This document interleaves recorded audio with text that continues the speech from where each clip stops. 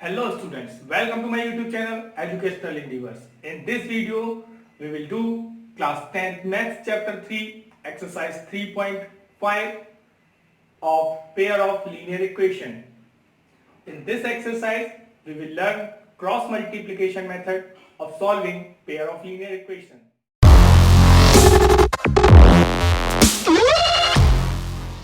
So now let's see question number first of this exercise. तो इस exercise में हम लोग एक बहुत ही इंपॉर्टेंट मेथड जो है पेयर ऑफ लीनियर इक्वेशन को सॉल्व करने का क्रॉस मल्टीप्लिकेशन मेथड उसको सीखेंगे। तो आइए जानते हैं इस मेथड में क्या होता है। तो मैंने फर्स्ट क्वेश्चन का सेकंड पार्ट लिया है। क्वेश्चन में ये बोला है कि आप पहले पता कीजिए कि इसके सॉल्यूशन कैसे हैं और फिर अगर यूनिक सॉल्यूशन है तो फिर फाइंड कीजिए कि इसके सॉल्यूशन क्या है by using cross multiplication method. तो मैंने सेकंड पार्ट लिया है क्योंकि इसमें यूनिक सॉल्यूशन मुझे दिखाई दे रहा है। ठीक है ना, आप बाकी के सभी पार्ट में चेक करिएगा और जिसका भी यूनिक सॉल्यूशन हो उसको सॉल्व करिएगा इस मेथड से। तो यहाँ पर क्रॉस मल्टीप्लिकेशन मेथड से जब आप सॉल्व करें तो सबसे पहले इक्वेशंस को आप स्टैंडर्ड फॉर्म में लिख लीजिए। तो ये 5 जो उधर है उसको यहाँ ले आइए, 2x + y - 5। अच्छा, एक काम करते पहले हम आपको दिखा देते हैं कि इसके यूनिक सॉल्यूशन कैसे है। तो उसके लिए भी हमें स्टैंडर्ड फॉर्म में लिखना ही पड़ेगा। 3x + 2y - 8 = 0। ठीक है ना। तो यूनिक सॉल्यूशन के लिए मैंने क्या बताया था, सबसे पहले आप a1, b1 और c1 और c2 ये सब चीजें पता करेंगे कि ये क्या है, इनकी वैल्यूज। तो यहाँ पर a1 a2 है 2 और 3, b1 b2 आपका है 1 और 2, C1 C2 है आपका -5 और -8। अभी तक आप बिल्कुल अच्छे से सीख चुके होंगे कि कैसे पता करें। तो A1/A2 अगर आप लोग करेंगे तो 2/3 आएगा और B1/B2 करेंगे तो 1/2। अगर ये चीज इक्वल आ जाती है और अनइक्वल आ जाती है तो आप समझ जाएंगे कि यूनिक सॉल्यूशन है। क्या है? Unique solution. और आप सॉल्यूशन फाइंड कर देंगे। अगर मान लीजिए ये दोनों इक्वल आ जाते हैं तो फिर यूनिक सॉल्यूशन नहीं है और हमें फाइंड करने की भी जरूरत नहीं है। ठीक है ना। लेकिन ये तो बताना पड़ेगा कि वहां पर नो सॉल्यूशन है या इनफाइनाइट मैनी सॉल्यूशन है। उसके लिए आप थर्ड C1 C2 भी पता करेंगे। अगर वो अनइक्वल रहता है तो हम कह देंगे कि वो पैरेलल लाइंस है या हम कह देंगे नो सॉल्यूशन है। लेकिन अगर वो इक्वल आ जाता है तो हम कह देंगे कि ये कोइंसिडेंट लाइन है और इनफाइनाइट मैनी सॉल्यूशन है। लेकिन आपको सॉल्व केवल यूनिक सॉल्यूशन की कंडीशन में ही करना है। तो क्योंकि यूनिक सॉल्यूशन है तो हम सॉल्व कैसे करेंगे उसके लिए हमें क्या करना है, ध्यान दें, बिल्कुल बहुत अच्छे से समझे, बिल्कुल एकदम सिंपल तरीका है। सबसे पहले आप x - y और 1 इस तरह से लिख दीजिए। ठीक है ना। इसको आप स्टेप वाइज मेथड समझे इसको कि कैसे करना होता है। ठीक है। फिर x के अपॉन में 4 नंबर आएंगे, ऐसे ही y के अपॉन में 4 नंबर आएंगे, ऐसे ही 1 के अपॉन में। इतना आपको समझ में आ गया होगा। ठीक है ना। तो x के अपॉन में कौन आएगा, देखिए x का कोएफिशिएंट होता है a, इसलिए a को छोड़ के जो बाकी के ये 4 नंबर बचे हैं ये x के अपॉन में आएंगे, यानी कि 1 2 -5 और ये -8। ठीक है ना। अब y के अपॉन में कौन आएंगे, y का कोएफिशिएंट b होता है, तो b को छोड़ दो, बाकी के 4 2 3 -5 और -8, 2 3 -5 और -8। ओके। अब कांस्टेंट तो ये होता है, ठीक है ना, 1 है, तो 1 को इसको छोड़ के बाकी के दोनों। ठीक है। तो अब आपको समझ में आ गया होगा कि कौन से नंबर यहाँ पर हम लोग लिखते हैं। जैसे ही आप ये नंबर लिख दें, अब उसके बाद क्या करना है, ये नंबर को ऊपर पहुंचाना है मल्टीप्लाई करके, इसको भी ऊपर पहुंचाना है। इसी तरह सभी में करेंगे तो क्या होगा भाई, -8 का 1 में करेंगे तो -8, 2 का -5 में करेंगे, या एक बार चलिए लिख देते हैं 1 × -8 ये एक ब्रैकेट और 2 × -5 ये एक ब्रैकेट, और इनको कर देना है माइनस। क्या कर देंगे, माइनस। ऐसा ही सब में कीजिए, 2 × -8 3 इंटू -5 और इनको कर देना है माइनस 1/2 इंटू 2 और 1 इंटू 3 और इनको कर देना है माइनस। अब ये तीनों को आप कर देंगे इक्वल। क्या कर देंगे? इक्वल। अभी ध्यान दें, -8 इंटू 1 -8 होगा और ये होगा 2 5 का 10, वो भी माइनस का, लेकिन माइनस पहले लगा हुआ है इसलिए प्लस का 10 हो जाएगा। ठीक है, अब माइनस का y 2 इंटू -8 क्या होगा? माइनस का 16 माइनस 3 इंटू -5 माइनस का 15, लेकिन माइनस लगा हुआ है तो प्लस का हो गया 1/2 2 4 माइनस 3 1 3। ठीक है, तो ये हो गया x/10 -8 कितना हो जाएगा 2 माइनस y/ -16 + 5 माइनस का 1 हो गया 1/4 - 3 1। ठीक है ना, यहाँ माइनस से माइनस कैंसिल हो गया, ये केवल 1 बचा। अब आपको मैं एक बात बताऊं, अगर ये तीनों इक्वल हैं तो मैंने x/2 को केवल इसके इक्वल रखा, ये तो 1 है, और y/1 को भी मैंने केवल इसके इक्वल रखा, रख सकता हूं, कोई प्रॉब्लम नहीं। 2 उधर पहुंच गया तो 2 1 2, 1 नीचे कोई मतलब नहीं होता है, y = 1। ठीक है ना, तो x और y की वैल्यू इस तरह से आप क्रॉस मल्टीप्लिकेशन मेथड से बिल्कुल आसानी से निकाल सकते हैं। ठीक है ना, तो कभी कभी सॉल्यूशन एलिमिनेशन या सब्स्टिट्यूशन से टफ पड़ता है, तब हम क्या यूज करते हैं? Cross multiplication method. तो आइए आप देखते हैं क्वेश्चन नंबर 2। मैंने इसका फर्स्ट पार्ट नोट किया हुआ है। देखिए, फर्स्ट क्वेश्चन में मैंने जो बाकी के पार्ट छोड़े हैं आप उनमें चेक कीजिएगा, अगर यूनिक सॉल्यूशन हो तो उसी तरह से सॉल्व कीजिए जिस तरह से मैंने किया है। अगर किसी क्वेश्चन में प्रॉब्लम होती है तो आप कमेंट सेक्शन में मुझसे पूछ सकते हैं। तो यहाँ पर देखिए, इस क्वेश्चन में क्या कहा गया है कि for which value of A and B, A और बी की किस वैल्यू के लिए these pair of equation have infinite many solution. तो देखिए, ए और बी हमें पता नहीं है, लेकिन ये पता है कि इनफाइनाइट मैनी सॉल्यूशन में क्या कंडीशन रहती है, वहां पर इनफाइनाइट सॉल्यूशन होते हैं जब, तो तीनों कोफिशिएंट के रेशियो कैसे होते हैं? इक्वल होते हैं। तो सबसे पहले हम क्या लिखते हैं? फॉर, देखिए मैंने दोनों पेयर ऑफ इक्वेशन को स्टैंडर्ड फॉर्म में पहले ही से लिख लिया है। 7 वहां था, यहाँ ले आए, ये पूरा एक्सप्रेशन वहां था, यहाँ पर ले आए। तो हम यहाँ पे लिखेंगे फॉर इनफाइनाइट सॉल्यूशन, हमें क्या पता है कि a1/a2 = b1/b2 = c1/c2। अब आप जानते हैं यहाँ पर क्या है, a1 क्या है 2, a2 क्या है a - b, b1 क्या है 3, b2 क्या है a + b, c1 क्या है -7, साइन साथ में लेते हैं, c2 क्या है -3a + b - 2, माइनस से माइनस कैंसिल हो गया। ठीक है, अब जिस तरह से आपने अभी पिछले क्वेश्चन में क्या देखा कि मैंने इसको एक बार इसके इक्वल और इसको एक बार इसके इक्वल रखा, इसी तरह मैं फिर से करूंगा।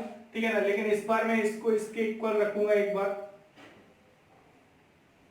2/a - b = 3/a + b। इससे मुझे a और b की एक इक्वेशन मिल जाएगी। क्या मिल जाएगी? इक्वेशन। देखिए किस तरह से, 2 का इसमें मल्टीप्लाई करेंगे a + b में, तो 2a + 2b, इस a - b का वहां हो जाएगा तो 3a - 3b। ओके, तो इन दोनों को मैं उधर ले जाऊंगा, तो 3a - 2a, a बचा, माइनस का 3b और ये माइनस का 2b और चला जाएगा तो माइनस का 5b हो जाएगा = 0। केवल ये एक इक्वेशन आ गई आपके पास a और b की। ठीक है ना, ये अभी फर्स्ट इक्वेशन। अब मैं इनको इक्वल रख लूंगा तो दूसरी इक्वेशन आ जाएगी। तो यहां पर मैं लिखूंगा now 3/a + b = 7/3a + b - 2। ठीक है, या आप इन दोनों को भी इक्वल रख सकते हैं। ठीक है, तो इसका इसमें मल्टीप्लाई हुआ तो 3 3 या 9a + 3b - 6, इस a + b का 7 में तो 7a + 7b।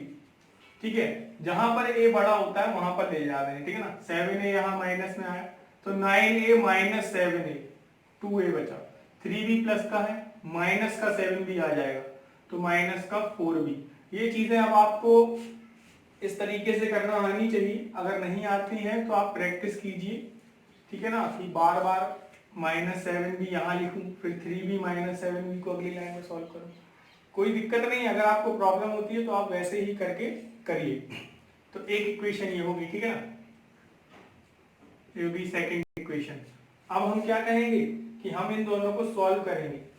Solving equation first and second, ठीक है। तो अब इस फर्स्ट और सेकंड को, ये फिर से एक इक्वेशन बन गई, फिर से ये लीनियर पेयर की इक्वेशन बन गई जिनमें ए और बी, अब एक्स और वाई की जगह क्या आ गए, ए और बी, ठीक है ना। तो अब हम कोई भी मेथड यूज कर सकते हैं, एलिमिनेशन यूज कर लेते हैं, ठीक है ना। वहां पर 2a है, यहाँ पर केवल a है, तो मैंने इसमें 2 का मल्टीप्लाई कर दिया, तो क्या बन गया 2a माइनस 10b इक्वल 0। और अब इक्वेशन फर्स्ट हो गई ये, इसको मैं वहां पे ले गया। पहले मैंने सेकंड इक्वेशन लिखी और फिर मैं लिखूंगा ये first equation 2a minus 10b equal 0। देखिए मैंने a को सेम किया है, तो अब इनको कैंसिल करने के लिए साइन चेंज करना पड़ेगी, ठीक है ना। कर दिया, 2a से 2a कैंसिल, 4 प्लस 10, माइनस का 4 है और प्लस का 10, तो प्लस का 6 बचेगा, माइनस का 6 वहां गया, 6 से 6 कैंसिल, b कितना आ गया 1। इसको कहाँ पुट करेंगे, किसी में भी पुट कर दीजिए, तो मैं फर्स्ट में पुट कर देता हूँ। फर्स्ट इक्वेशन कहाँ है, ये रही, a minus 5b, a minus 5 into 1 equal 0, तो a इक्वल क्या आ गया 5। इस तरह से आप, चलिए आप पार्ट सेकंड देख लेते हैं क्वेश्चन 2 का। तो क्वेश्चन सेकंड जो है उसका सेकंड पार्ट में कह रहे हैं, for which value of k the pair of equation has no solution, ठीक है ना। तो ये बहुत ही अच्छे क्वेश्चंस में से एक है, जैसे कि ये है या इससे पहले वाला है, जिसमें हमें कंडीशन दे देते हैं कि पेयर ऑफ इक्वेशन के ऐसे ऐसे सॉल्यूशन हैं, और फिर जो अननोन कांस्टेंट हमारे यहाँ पर लिखा हुआ है उसको फाइंड करना होता है, ठीक है। तो अब की बार क्या कह रहे हैं, नो सॉल्यूशन। मैंने फिर से स्टैंडर्ड फॉर्म में लिखा हुआ है, ये यहाँ पर मैं ले आया दोनों को, ठीक है। तो नो सॉल्यूशन में तो अब क्या कहेंगे, फॉर नो सॉल्यूशन हमें क्या पता है कि a1 अपॉन a2 इक्वल होता है b1 अपॉन b2 के, नॉट इक्वल होता है c1 अपॉन c2 के, ठीक है। तो मैं पहले लिख लेता हूँ 3 upon 2k minus 1 equal 1 upon, देखिए y के साथ कुछ नहीं लिखा है इसलिए 1 लिख लिया, ठीक है ना, minus 1 upon minus 2k plus 1, ठीक है। और अगर y ही नहीं लिखा होता तो 0 लिख लेता, ठीक है। जैसे मान लो यहाँ पर अगर कोई कांस्टेंट नहीं हो तो मैं क्या लिख लूंगा 0 लिख लूंगा, ठीक है। तो माइनस से माइनस यहाँ पे नॉट इक्वल है, ठीक है। तो फिर से वही कहानी, पहले इन दोनों को ले लेंगे, 3 upon 2k minus 1 equal 1 upon k minus 1, ये 3k माइनस 3, यहाँ पे इसका क्रॉस मल्टीप्लाई कर 2k माइनस 1 वहां गया। अब ये यहाँ पर आ जाएंगे 3k में से माइनस 2k, चलिए इस बार लिख लेता हूँ, माइनस का 3 वहां गया, प्लस का 3 हो गया, 3k में से 2k गया तो k और 3 माइनस 1 2, ये तो पहली बार में ही आ गया, तो क्या मैं दूसरी बार नहीं लिखूंगा, नहीं, आपको इसको भी चेक करके दिखाना पड़ेगा कि जब k इक्वल 2 रखते हैं तो क्या ये दोनों अनइक्वल रहेगा, ठीक है ना। तो नाउ फिर से मैंने एक बार लिया, for k equal 2, k equal 2 के लिए मैं पहले इसको चेक करूंगा, 1 अपॉन k माइनस 1 की वैल्यू क्या हो जाएगी 1, ठीक है ना, 1 अपॉन 1 यानी कि 1, और इसकी वैल्यू चेक करेंगे, अगर अनइक्वल आएगा तो ही k इक्वल 2 हमारा आंसर होगा, ठीक है। 2 इंटू 2 प्लस 1, 2 2 जा 4 प्लस 1 5, तो यानी कि अनइक्वल है, 1 upon k minus 1 unequal 1 upon 2k plus 1, therefore k equal 2 is answer, ठीक है ना। तो इस तरह से सेकंड पार्ट बहुत ही, क्वेश्चन नंबर 3 में भी आपको एक पेयर ऑफ लीनियर इक्वेशन दिया गया है, और इसमें ये बोला गया है कि आप इसको सब्स्टिट्यूशन और क्रॉस मल्टीप्लिकेशन दोनों मेथड से सॉल्व कीजिए। तो मैं आपको एक बार फिर से दोनों मेथड अच्छे से बता देता हूं, और आगे जो वर्ड प्रॉब्लम आएंगी उनमें मैं केवल इक्वेशंस बना दूंगा और सॉल्व आपको खुद करना पड़ेगा। तो इन दोनों मेथड को आप अच्छे से सॉल्व कीजिए, ठीक है। तो यहाँ पर फर्स्ट इक्वेशन को पहले हम लोग सब्स्टिट्यूशन मेथड देखते हैं, सब्स्टिट्यूशन मेथड। तो पहले मैं इक्वेशन फर्स्ट लूंगा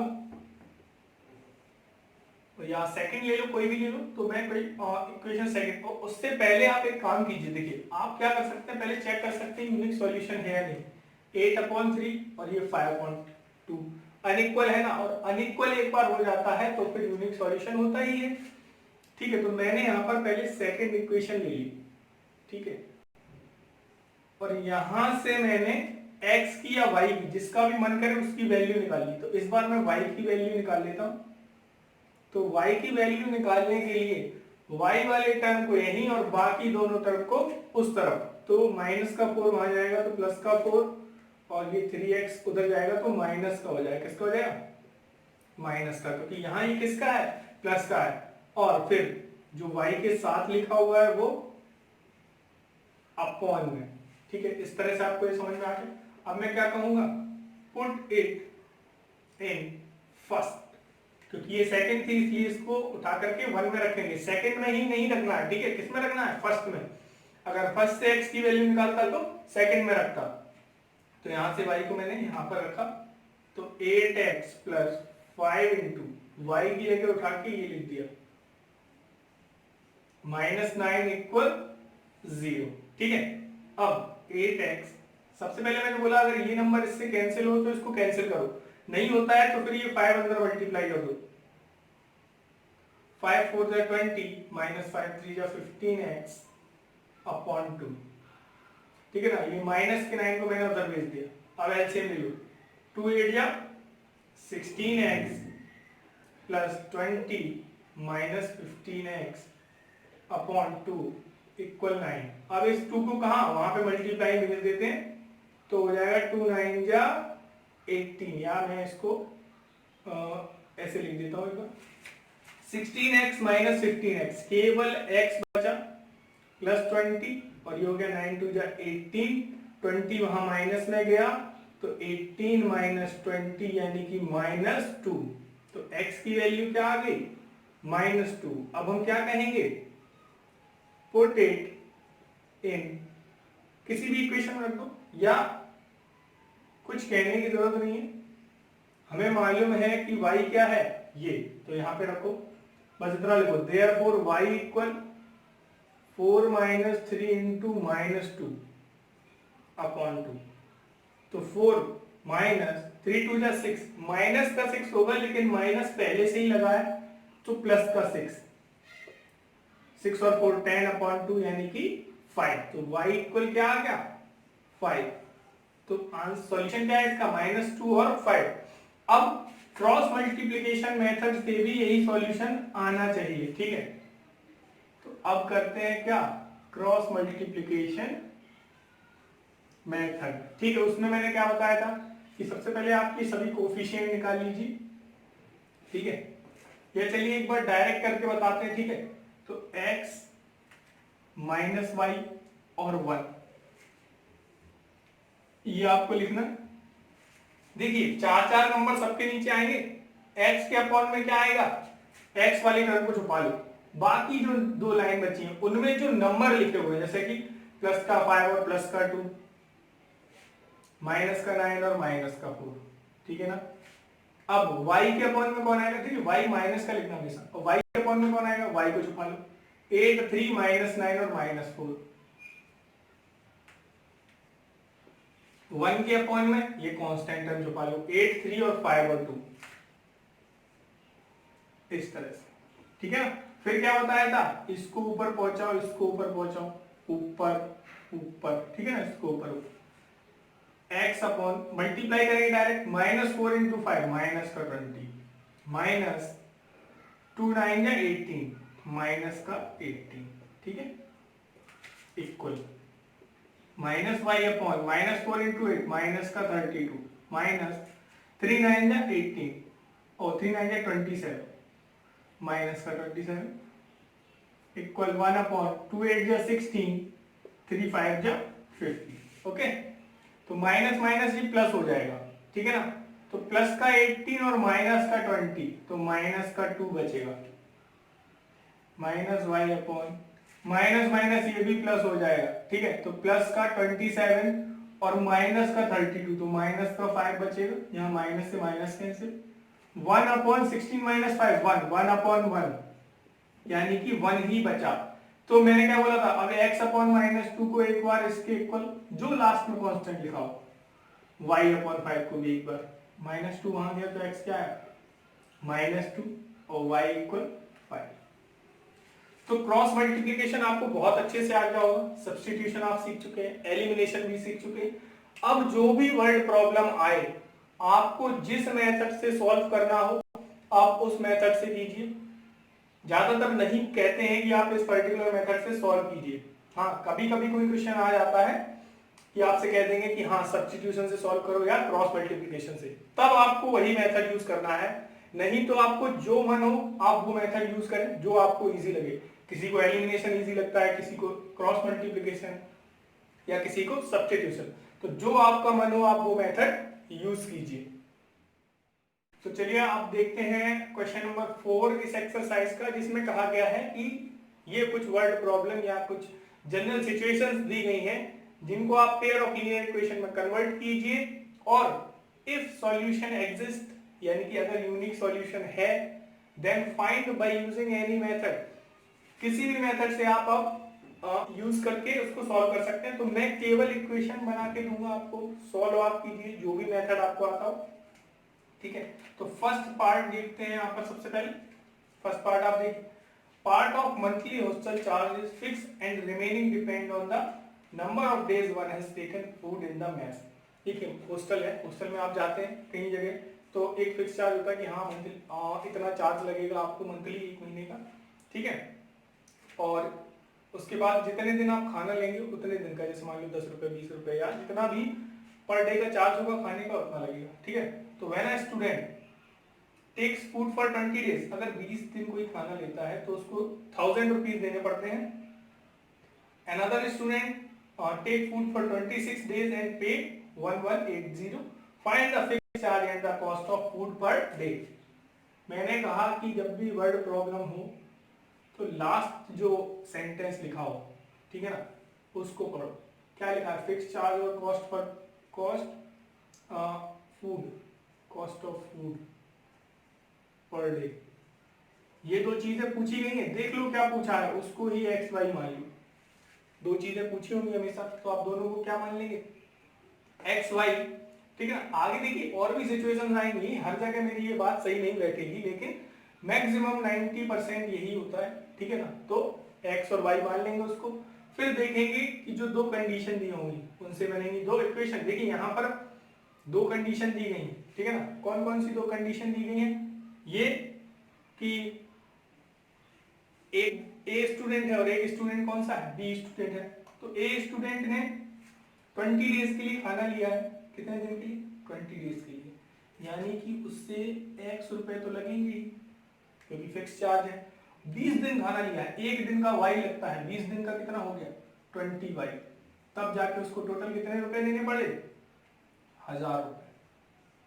एक इक्वेशन बन गई, ठीक है ना। अब दूसरा जो है उसने 26 डेज खाना लिया है, x रुपए तो लगेंगे क्योंकि फिक्स चार्ज, और 26 डेज उसने खाना लिया है, तो एक दिन का y तो 26 का 26y और टोटल हो गया 1180। इसको एलिमिनेशन मेथड से सॉल्व करेंगे क्योंकि x इक्वल है, तुरंत कट जाएगा फटाफट, ठीक है ना। इसमें से माइनस होगा 6y, इसमें से माइनस होगा 180, 6y इक्वल 180, y आ गया कितना 180/6 यानी कि 30। बहुत इजी होता है, आप भी करना सीख जाएंगे, तो ये आप इस तरह से नोट कर लेंगे, ठीक है। और इसके बाद देखते हैं सेकंड पार्ट,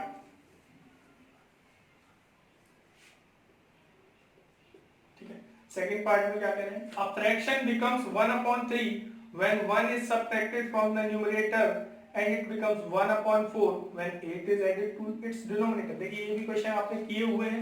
सबसे पहले हम लोग क्या मान लेते हैं, लेट फ्रैक्शन क्या x/y, फ्रैक्शन को क्या मान लेंगे x/y। फिर जो दो कंडीशन दी है, क्या दो कंडीशन दी है कि ये 1/3 बन जाता है अगर 1 को सब्ट्रैक्ट करो न्यूमरेटर में से, न्यूमरेटर यही तो है, 1 सब्ट्रैक्ट कर दिया 1/3 बन गया। अच्छा ठीक है भाई, कोई दिक्कत नहीं है, ठीक है। दूसरी कंडीशन क्या कह रहे हैं कि ये बन जाता है 1/4 अगर ऐड करो 8 डिनोमिनेटर में, तो बन गया क्या 1/4।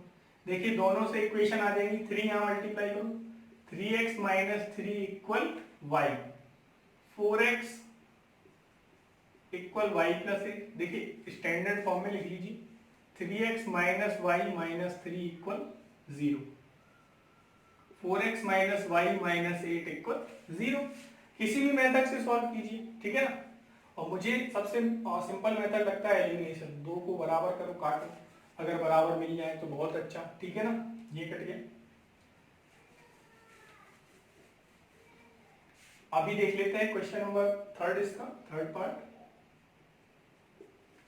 Yes scored 40 marks in a test, एक टेस्ट में 40 मार्क्स स्कोर करता है। हाँ ये क्वेश्चन बहुत अच्छे हैं, ये तीनों क्वेश्चन बहुत अच्छे हैं जो लास्ट में दिए हैं। 40 marks in a test, getting 3 marks for right answer and losing 1 mark for each wrong answer. देखिए ये माइनस मार्किंग वाला जो टेस्ट है, 3 नंबर मिल रहे हैं राइट आंसर के लिए और 1 मार्क काट दिया जा रहा है, तब उसके 40 मार्क्स आ रहे हैं। यही अगर 4 नंबर मिलते सही के लिए और गलत के लिए 2 काटे जाते तो उसको मिलते 50 मार्क्स। ये कह रहे क्वेश्चन है। तो कितने क्वेश्चन थे, ठीक है ना। अब आप कहेंगे कि लास्ट लाइन मैंने पढ़ी, how many questions are there, तो मुझे नहीं पता चला कि क्या मानना है, क्योंकि एक ही चीज पूछी है कि कितने क्वेश्चन थे। लेकिन जब आप दिमाग लगाएंगे तो आप जान जाएंगे कि 2 चीजें हैं, करेक्ट क्वेश्चन और इनकरेक्ट क्वेश्चन, नंबर ऑफ लेट। तो क्या मान लेंगे x और y। तो पहले उसको कितने मार्क्स मिल रहे हैं जरा ध्यान करें, 40 मार्क्स। कितने मार्क्स, 40 मार्क्स, जबकि उसने सही कितने क्वेश्चन किए हुए हैं, ठीक है ना। और पता नहीं कितने किए, x सही किए और 3 मार्क्स मिल रहे हैं सही के लिए और गलत के लिए 1 कट रहा है। ध्यान समझ, अगर उसने x क्वेश्चन करेक्ट किए मान लो, ठीक है ना, तो 3x नंबर तो उसको मिल ही जाएंगे। मान लो 10 क्वेश्चन सही किए हैं तो 30 नंबर तो मिल गए ना उसको। लेकिन अगर उसने 5 गलत किए हैं तो -5 हो जाएगा कि नहीं। और गलत किए कितने हैं, y, ठीक है ना। अगर 5 गलत किए थे तो 1 इंटू 5 माइनस किया था, और y गलत किए हैं तो 1 इंटू वाई माइनस कर देंगे, तब जाके कितना स्कोर हुआ है, 40। इसी तरह सेकंड कंडीशन, सही के लिए 4 नंबर मिल गए, कितने सही किए हैं, x, तो नंबर कितने हो गए 4x। गलत के लिए कितने कट रहे हैं, 2 नंबर। अगर y क्वेश्चन गलत किए हैं तो 2y माइनस होगा आपकी बात, तब जाके उसके कितने नंबर बन रहे हैं, 50। इन दोनों इक्वेशन को आप सॉल्व कीजिएगा, आंसर आ जाएगा। बहुत ही अच्छा क्वेश्चन। देखें fourth part is very important, बहुत ही अच्छा क्वेश्चन है, फोर्थ और फिफ्थ दोनों ही। और यहाँ देखते हैं कि क्या कह रहे हैं, places A and B are 100 kilometre apart. 2 place हैं, एक ए और एक बी, दोनों के बीच में डिस्टेंस क्या है, 100 किलोमीटर। ओके, इसको मैंने मान लिया 100 kilometre. One car start from A and another from B at the same time. एक यहाँ से स्टार्ट हो रही है, एक यहाँ से स्टार्ट हो रही है सेम टाइम पे, ठीक है ना। If car travel in the same direction at different speed, मान लीजिए एक ए इस डायरेक्शन में जा रही है, एक इस डायरेक्शन में जा रही है, और दोनों की जो स्पीड है, क्या speed of car A and car B, X and Y अलग अलग ही होंगी, ठीक है ना। ऐसा तो मान लिया है विद सेम स्पीड, बस direction same. They meet in 5 hour, time कितना लग रहा है, time taken 5 hour to meet. अब दोनों अगर एक डायरेक्शन में जा रही हैं तो यहां कहीं मिल गई, मान लिया सी पॉइंट पर, ठीक है ना। दोनों कार आके यहां मिल जाती हैं, और मान लिया इसकी डिस्टेंस यहां से है 1 किलोमीटर, ठीक है ना। बात समझ में आ गई, बिल्कुल। स्पीड दोनों की x और y है। अब अगर मैं आपसे कहूं, देखिए मैं उतना ही क्वेश्चन पढ़ रहा हूं जितना जरूरत है। Distance travel by